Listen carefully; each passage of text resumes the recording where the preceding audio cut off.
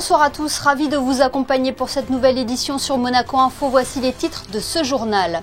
Les hommages se poursuivent pour honorer la mémoire de Didier Guillaume. Le ministre d'État a été nommé aujourd'hui au grade de commandeur dans l'ordre de Saint-Charles à titre posthume. Nous l'évoquerons dans quelques instants. L'AS Monaco qualifié pour les barrages de Ligue des Champions. Les Rouges et Blancs ont dominé Aston Villa hier, 1-0. Nous nous intéresserons dans ce journal au tribunal du travail. Quel est son rôle et son fonctionnement? Qui peut le saisir? Son président, Karim Tabchiche, sera notre invité. Nous évoquerons également la semaine de l'école inclusive en principauté. Plusieurs ateliers thématiques sur les différents types de handicap ont été organisés pour sensibiliser la jeune génération. Il a contribué aux plus belles heures de l'histoire de l'AS Monaco. Patrice Evra sera avec nous, parrain de la 5e édition de la Fighters Cup. Il est de retour au Stade Louis II. Il nous livrera son sentiment. Et restez avec nous, en toute fin de journal, nous vous emmènerons à Dortmund et Amsterdam avec l'Orchestre Philharmonique de Monte-Carlo. À la veille des obsèques de Didier Guillaume, les hommages se poursuivent pour honorer la mémoire du ministre d'État. Aujourd'hui au Palais Princier, il a été nommé au grade de commandeur dans l'ordre de Saint-Charles à titre posthume. Cette décoration a été remise avec beaucoup d'émotion par son Altesse Sérénissime le Prince Albert II à l'épouse de Didier Guillaume, Béatrice, en présence de ses enfants, David et Alexandre, et de son frère Bruno. Et aujourd'hui à Paris, le président du Sénat a rendu hommage au ministre d'État en ouverture de séance. Gérard Larcher a salué les qualités humaines de l'ancien sénateur et président du groupe socialiste. François Bayrou s'est associé à cet hommage en soulignant la personnalité solide et chaleureuse de celui qui fut ministre français de l'Agriculture entre 2018 et 2020. Ce jeudi 23 janvier a été décrété jour de deuil national par le prince souverain en principauté. Les drapeaux resteront en berne jusqu'aux obsèques de Didier Guillaume qui auront lieu en la cathédrale de Monaco. Le président français Emmanuel Macron a confirmé sa présence comme d'autres personnalités politiques monégasques et françaises. À noter que l'accès sur le rocher sera restreint dès 9h jusqu'à 14h et que les mesures de sécurité seront renforcées. Les obsèques de Didier Guillaume seront à suivre en direct sur Monaco Info à partir de 10h45. Dans le reste de l'actualité, l'AS Monaco tient enfin sa première victoire de l'année. Les Monégasques ont dominé Aston Villa, 1-0 hier soir au Stade Louis II. Un succès synonyme de qualification pour les barrages de Ligue des Champions auquel aura assisté le Prince Albert II, mais aussi le Prince William, fervent supporter du club anglais. En conférence de presse à 18h, a tenu à féliciter son équipe pour son courage et sa performance. On écoute l'unique buteur de la soirée, Wilfried Singo, et son coéquipier, Christian Mawissa. C'est un travail d'équipe, c'est un travail collectif. On a beaucoup travaillé, on a bien travaillé, le groupe a bien travaillé ensemble. Et ce soir, ça s'est vraiment ressenti sur le terrain. Et on avait vraiment besoin de cette victoire. On est content de cette victoire parce qu'on passait un peu des moments un peu difficiles. Et cette victoire-là va nous faire vraiment du bien. Et là, on va évacuer ce match-là, c'est fini. On va penser au prochain match qui vient au championnat. Aujourd'hui, franchement, tout le monde avait à cœur de gagner. Ça veut dire que tout le monde se battait sur le terrain. Ça parlait, ça communiquait. Franchement, on avait tout le monde avait la mentalité, même ceux qui sont rentrés. Franchement, c'était parfait aujourd'hui. Et pas le temps de savourer cette victoire que les hommes d'Adi Hutter sont déjà concentrés sur leur prochaine rencontre. Ils reçoivent Rennes ce samedi en championnat avant de se déplacer à Milan pour le choc face à l'Inter à l'occasion de la dernière journée de Ligue des Champions. En tennis, fin de parcours pour Hugo Nys et Édouard Roger Vasselin à l'Open d'Australie. Ils se sont inclinés 6-3, 7-5 face aux vainqueurs du dernier tournoi de Wimbledon. Nous retrouverons Hugo Nys prochainement sur les terrains du Monte Carlo Country Club pour la Coupe Davis. Monaco recevra le Portugal le premier week-end de février pour une place dans le groupe 1. Un événement qui sera à suivre en direct sur Monaco Info. En basket, Monaco doit relever la tête en Euroleague. Après 3 défaites consécutives, la Roca Team veut rebondir et cela passe par une victoire sur le parquet de Bologne jeudi soir. Écoutez le coach monégasque Vassilis Panoulis ainsi que le pivot Mamdjete qui a porté le maillot de Bologne par le passé. Ils sont au micro de Frédéric Elion. On se doit de réagir. Ça fait partie d'une saison d'Euroleague entre guillemets, d'avoir des moments très hauts et des moments un petit peu plus bas. À nous de faire en sorte que ce moment-là soit quand même le plus court possible. Et je pense que la solution, c'est de retourner dans nos standards, de reprendre ce qui a marché, ce qui a fait le succès de l'équipe jusqu'à présent. Et si on se base sur ça, je pense qu'on a de fortes chances de remédier à ce cycle.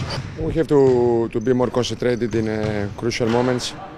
I think both games we have in our hands, and for a couple differences, and we couldn't take the win. So this is a lesson for us for the next games, and we have to now to adjust to the situation, and through these difficulties to find a way to react, and we will do it. C'est une équipe où forcément, on va dire, je connais la grande majorité des joueurs cadres. Après, c'est vrai qu'ils ont eu un début de saison très difficile. Et depuis l'arrivée de ce nouveau coach, on sent qu'il y a un nouvel élan. Ils jouent beaucoup mieux, ils sont beaucoup plus combatifs. Leur classement n'est pas représentatif de ce qu'ils font actuellement. Donc ça va être un match très difficile. Ils ont de l'espoir. Nous, il faut qu'on aille chercher à arrêter ce cycle-là. Donc ça va être un match très très difficile, je pense.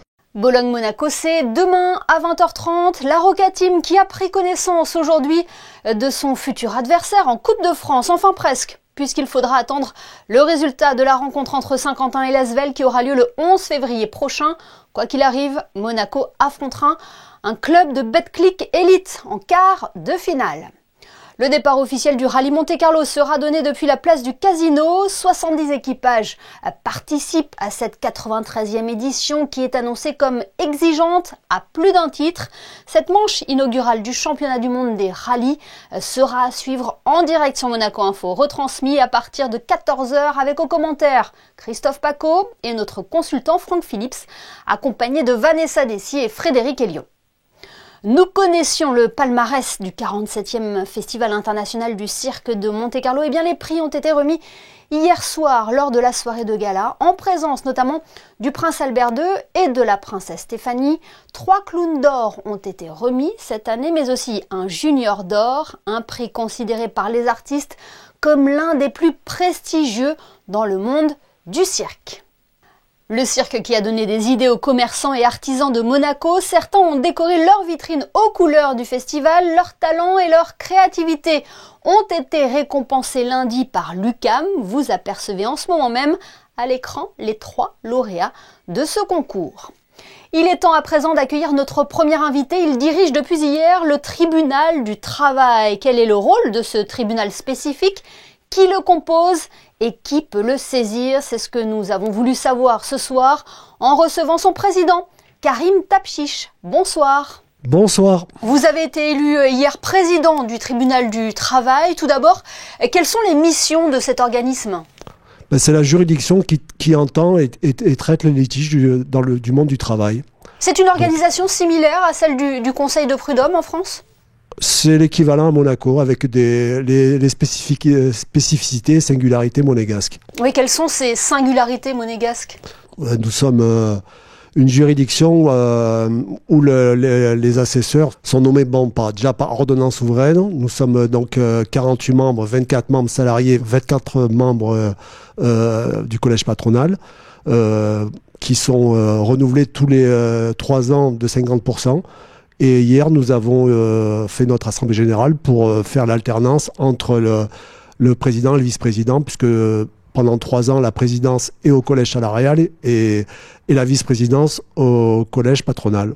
Et nous avons aussi la spécificité aussi de l'audience de conciliation ici, dans la salle, où un assesseur du collège patronal et un assesseur du collège salarial commence la procédure en recevant les demandes ici, en essayant de concilier. C'est la première mission du tribunal du travail. Voilà, c'est une procédure qui se déroule en 2 temps. En 2 temps, oui. Le premier temps, l'obligation, c'est la conciliation. C'est obligatoire. Et après, s'il n'y a pas conciliation, ça part en bureau de jugement, où là, nous avons 2 membres salariés, 2 membres patronaux. Et là, il y a les plaidoiries. Et nous entendons donc les dossiers, le délibéré, et c'est là où se juge l'affaire. Et sur quel dossier le tribunal du travail est compétent? C'est uniquement les dossiers qui concernent employeur-employé? C'est uniquement, oui, les dossiers concernant employeur-employé. Et tout le monde peut le saisir ? Tout le monde peut le saisir, évidemment. C'est le tribunal du travail, c'est les litiges de droit privé. Ce qui est fonctionnaire, agent d'État et de la commune ou hôpital, ce n'est pas notre juridiction. Alors vous l'avez mentionné, l'Assemblée générale du tribunal de travail a eu lieu hier. C'est hier que vous avez été élu également. Cela a été l'occasion d'évoquer aussi l'année judiciaire écoulée. Quels sont les chiffres à retenir de 2024 ?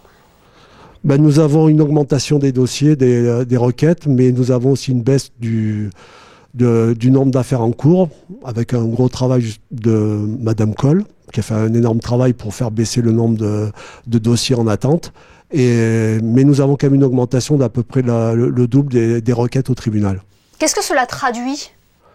Cela traduit évidemment plus d'affaires à traiter, plus d'audiences à placer. Et il y a une thématique qui est nouvelle, c'est en fait de plus en plus importante, c'est le harcèlement moral. Karim Tabchich, maintenant, comment abordez-vous ce nouveau mandat ? Vous avez une solide expérience au sein du tribunal du travail. J'aborde donc, je succède à Michel Gramaglia, qui m'avait lui-même succédé. Donc oui, je commence à avoir un peu d'expérience. Et c'est vrai que la pérennité de l'institution, c'est ce qui importe le plus pour le président et le vice-président, puisque nous travaillons de concert. Et cette expérience, elle doit nous servir justement à des fois anticiper, à travailler avec les assesseurs et à travailler avec les deux départements avec lesquels nous devons travailler pour, je le répète, la pérennité de l'institution. Eh bien, merci beaucoup, Karim Tabchich, d'avoir été notre invité ce soir sur Monaco Info pour évoquer les missions du tribunal du travail et son actualité. Merci. Merci à vous. Coup de projecteur à présent sur la semaine de l'école inclusive, une opération pour promouvoir le vivre ensemble et la solidarité et à destination des scolaires de la Principauté. Elle a été ponctuée par des ateliers thématiques sur les différents types de handicap. Émilie Flamin et Alexandra Marangoni se sont rendus à l'école de la Condamine pour suivre les élèves de CE1 lors de cette action de sensibilisation. Avance. Attention au tour. Super. Tourne, vas-y. Se diriger en fauteuil roulant, marcher avec des béquilles, c'était une première pour ces élèves de CE1. Il fallait avoir le fauteuil roulant et le diriger pour faire les exercices. Et à la fin, on prenait le ballon et on essayait de le mettre soit le plus petit, soit le plus grand. Je vois comment les handicapés sont quand ils sont en fauteuil roulant. Je trouve que c'est bien pour les personnes qui seront en fauteuil roulant ou en béquille ou en fauteuil roulant électrique. Une manière ludique pour ces enfants d'aborder le handicap moteur. Et l'idée, c'est de leur montrer que c'est pas parce qu'on a un handicap, qu'il soit provisoire ou pas d'ailleurs, qu'on est différent des autres et qu'on peut être limité dans nos actions. Je pense plus on les sensibilise petits, plus on en fera des citoyens en fait ouverts plus tard quand ils seront grands. Si les CE1 sont sensibilisés aux handicaps moteurs, les autres niveaux, eux, découvrent les handicaps auditifs, visuels ou encore mentaux. Ils apprennent d'une manière générale, mais en fonction du niveau, ils découvrent mieux un handicap. Et je trouve que c'est intéressant. Et puis de sensibiliser les enfants au handicap, à mieux comprendre le monde, à mieux comprendre les gens handicapés dans le monde, à mieux se mettre à leur place, parce que là, ils expérimentent, ils se mettent à la place. Je trouve que c'est très intéressant. En tout cas, on voit comment ils sont motivés, ils sont vraiment passionnés. Les enfants sont très curieux et très ouverts. Il faut aller les chercher, quoi. Une semaine d'apprentissage encadrée par les bénévoles de l'Institut Berlioz, de l'organisme Arimage, de l'association Trisomie 21 et du CHPG. Voilà pour cette 3e édition de la semaine de l'école inclusive en Principauté. La saison estivale se prépare maintenant pour les hôteliers et les restaurateurs de la Principauté. Les grands groupes composent déjà leurs équipes de saisonniers à l'image de la Société des Bains de Mer qui vient d'organiser une journée recrutement au One Monte Carlo. Plus de détails dans ce reportage d'Émilie Flamin et Thomas Deus. Léa est en pleine reconversion professionnelle. Pour se lancer dans l'hôtellerie, elle souhaite commencer en tant que saisonnière. Et c'est l'événement idéal pour elle. C'est très pratique. Je regardais à Nice, il n'y avait pas la même chose, ce principe de salon. Je n'ai pas forcément trouvé. C'est vrai que la Société des Bains de Mer, on va avoir plusieurs établissements différents, que ce soit l'hôtellerie, le spa, la restauration, et vraiment différents métiers, donc qui peuvent être tous intéressants. La RH m'a expliqué plusieurs postes où je pourrais aller voir, donc c'est vrai que j'y avais pas spécialement pensé avant. Côté recruteur, il y a du choix. Sécurité, cuisine, service, une opportunité pour le restaurant Amazonico. Ouvert l'année dernière, il recherche pour cet été une centaine de nouveaux talents.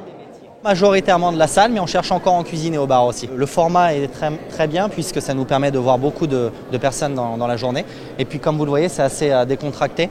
Donc on discute, on va dire que c'est un pré-entretien aujourd'hui. Et si ça se passe bien, on les reçoit après à Amazonico pour en parler un petit peu plus longuement. Pour la saison, la Société des Bains de Mer a besoin de 1200 employés. Un événement comme celui-ci lui permet de combler la moitié de ses recherches. Chaque année, on se fixe un objectif d'environ 600 à 700 CV.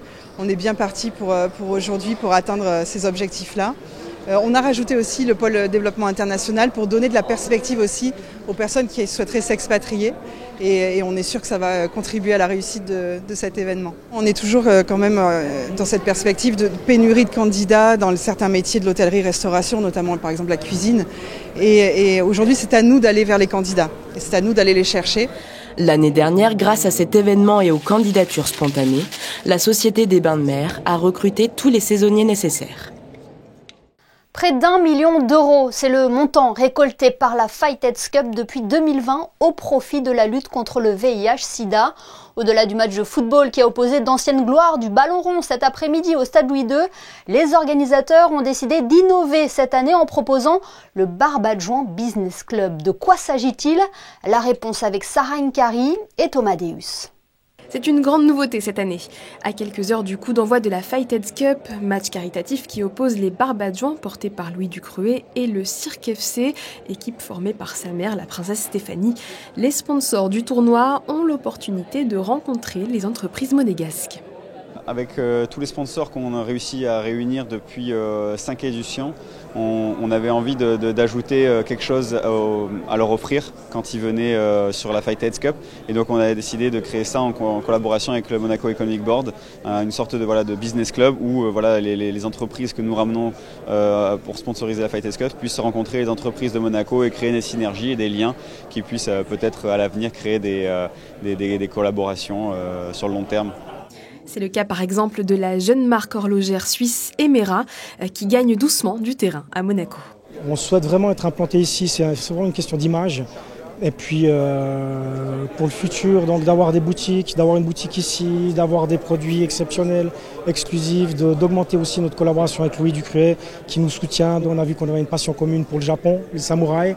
Donc on a développé son garde-temps qui est une série exclusive de 5 pièces. Et puis j'espère qu'il y aura plein d'autres collections avec lui et puis plein de belles choses avec les Barbagans et puis la Fighted. Si les Barbadjoans ils ont aujourd'hui créé cette business club, pour nous c'est une super opportunité d'échanger avec d'autres sociétés de Monaco où on partage les mêmes valeurs. Donc pour nous c'est super. Ce rendez-vous est aussi l'occasion pour les organisateurs de dévoiler les maillots qui seront portés par les deux équipes et pour le parrain de l'événement, Patrice Evra, de rappeler quelques heures avant le match son état d'esprit. C'est une rencontre amicale, certes, mais il est là pour gagner.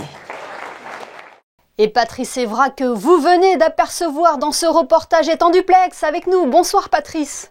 Bonsoir. Merci de nous faire l'amitié d'être notre invité ce soir. Qu'est-ce que ça vous fait d'être de retour à Monaco tout d'abord? Beaucoup d'émotions, hein. Franchement, à chaque fois que je reviens à Monaco, c'est de là que tout a commencé. Donc voilà, que des bons souvenirs, les personnes, les monégasques. C'est un grand retour à la maison, donc oui, je suis très émotionné. Oui, c'est là que vous vous êtes révélé au grand public et c'est là que vous avez passé les plus belles années. Non, exactement. Je pense qu'il faudrait plus qu'on parle de Monaco parce que quand on dit Patrice Evra, on parle plus de Manchester United, de la Juventus ou de l'équipe de France ou de Marseille. Mais on oublie un peu Monaco. Je ne sais pas parce que si c'est une petite principauté, mais pour moi, c'est une grande part de mon histoire. Et on peut voir dans beaucoup d'interviews où je remercie le prince Albert parce que sans lui, j'aurais jamais signé à Manchester United par exemple. et je leur dois tout. C'est là où on s'est révélé, c'est là où j'ai commencé mon premier match de Champions League, c'est là où on a fait la belle épopée rouge en 2004 en allant en finale, mais malheureusement on n'a pas pu gagner pour tous les Monégasques. Mais voilà, ça restera que des bons souvenirs. Je veux dire, il n'y a aucun côté négatif. Et voilà, je dois beaucoup à Monaco, donc aujourd'hui je fais mon grand retour. Mais ça ne sera pas cette seule occasion, ça sera plus souvent, j'espère. S'il y avait un souvenir à garder de vos années en principauté, lequel serait-il?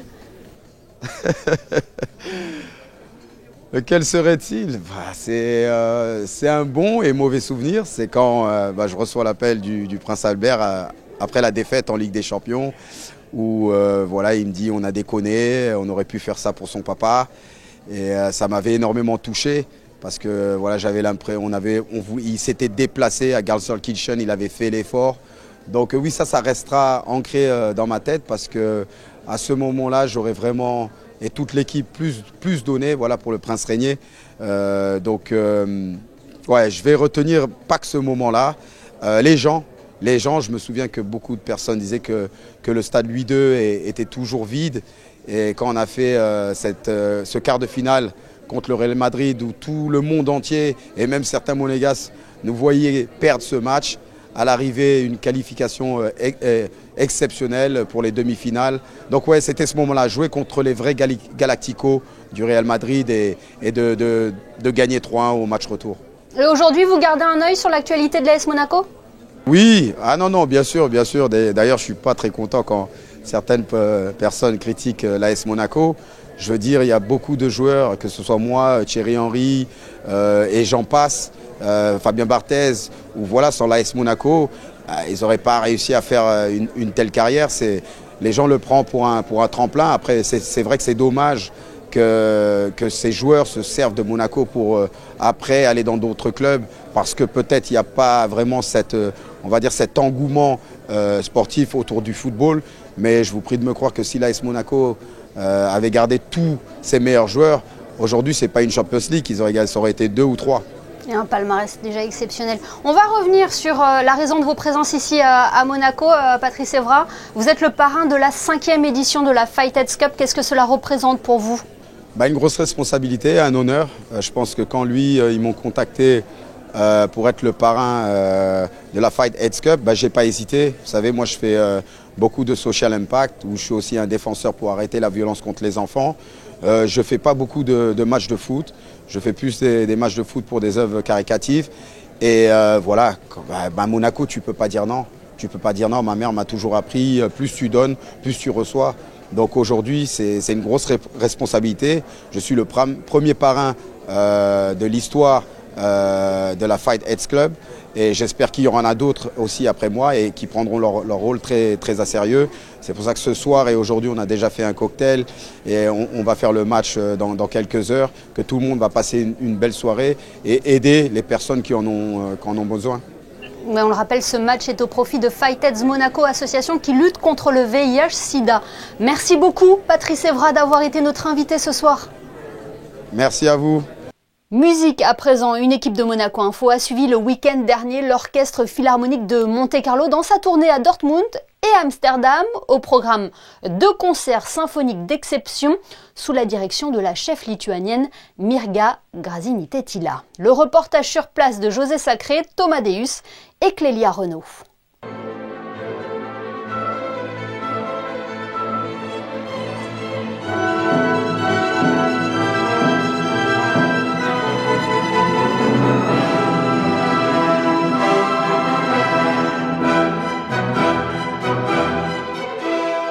Chef d'orchestre de réputation internationale, la lituanienne Mirga Gražinytė-Tyla a dirigé l'Orchestre Philharmonique de Monte-Carlo dans 3 concerts, le 17 janvier à Monaco et à guichet fermé le 19 à Dortmund et le 20 janvier dans la prestigieuse salle du Concertgebouw d'Amsterdam.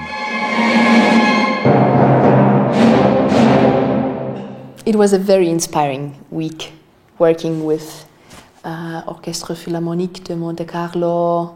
They're a great group. Inspired of sun and the ocean you are living at. I am very, very lucky to have worked with them.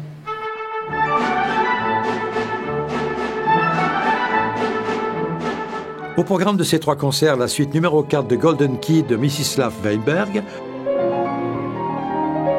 le concerto numéro 2 pour piano et orchestre de Chopin, avec en soliste à Monaco et à Dortmund Gorgis Ozokind et à Amsterdam Raphaël Beches. Les 3 concerts se sont terminés par une éblouissante et émouvante interprétation de la 9e symphonie de Dvorak sous la direction de Mirga Gražinytė qui, à ce nom d'état civil, a ajouté un mot lituanien, Tyla, qui signifie « silence ». Silence, c'est beau, non? C'est beau, mais pour un chef d'orchestre, c'est bizarre. Mais non. La musique est dans le silence. Et nous reviendrons plus en longueur sur cette tournée de l'Orchestre Philharmonique de Monte-Carlo prochainement sur Monaco Info. Régulièrement, nous mettons en valeur les artisans, les restaurateurs et les commerçants qui participent au rayonnement de la Principauté. Ce soir, Christine Datomel, on vous retrouve du côté de la Condamine. Dans Ceux qui font Monaco, je vous propose aujourd'hui que l'on se retrouve au 23 rue de Millau devant la boutique Bel Oeil. Alors ici, on allie l'art, le design et la décoration avec un savoir-faire inégalé. Et vous allez le voir, de la finance à la décoration, il n'y a qu'un pas. Belle histoire, Bel Oeil Monaco a débuté, ma formation est juridique. J'ai travaillé très longtemps dans la banque, j'ai toujours été passionné de décoration et d'architecture. Et à force d'aider tous nos amis à refaire leur maison et tout ça, petit à petit on s'est peut-être dit qu'il fallait peut-être se mettre complètement là-dedans. En 2015, on a pris ces locaux. On a pris ces locaux qu'on a aménagés en showroom et on fait donc de la vente de meubles au projet plus complet, à la pose de rideaux, toutes sortes de choses. Tout d'abord, on regarde leur intérieur. C'est vrai qu'on regarde généralement les couleurs qu'ils ont utilisées, les mobiliers, le style de mobilier, ça peut être du classique, du moderne. Donc on est souvent, on observe généralement ce qu'ils ont dans leur intérieur. Et ensuite, on s'adapte après à la personne, à leur goût. Donc ça commence avec un rendez-vous, ils nous orientent quand même sur leurs préférences. Et puis ensuite, nous, on leur propose plusieurs options en fonction de ce qu'ils nous ont demandé. Tout peut être un beau décor, ça dépend aussi du client, comment il marie, on va dire, les couleurs. Moi, je trouve que c'est surtout une atmosphère où on arrive à mélanger des couleurs, mélanger des textures, des matériaux, mais de façon harmonieuse. Et ça fait tout l'intérieur chez le client. Donc on peut vraiment s'amuser après au niveau des couleurs et des matériaux. Donc, voilà. Pour moi, il n'y a pas de bon goût, de mauvais goût. C'est surtout être cohérent et, encore une fois, que le client se sente chez lui, dans son intérieur. Donc on essaye de l'aiguiller pour garder une certaine cohérence, mais avant tout, en gardant toujours en tête que c'est son intérieur et qu'il doit s'y sentir bien. Alors si vous aussi vous souhaitez bénéficier du savoir-faire de Bel Oeil, il suffit tout simplement de vous rendre ici au showroom du lundi au vendredi de 10h à 13h et de 14h à 19h ou prendre rendez-vous si vous souhaitez qu'une personne se déplace chez vous. Ainsi s'achève ce journal. Dans quelques instants, la météo de Sarah Inkari, suivie des sorties cinéma de la semaine. Les photos de fin de JT ce soir sont consacrées au gala du 47e Festival international du cirque de Monte-Carlo. Elles sont signées Manuel Vitali et Frédéric Nébinger. Excellente soirée à tous et à demain, 19h sur Monaco Info pour une nouvelle édition.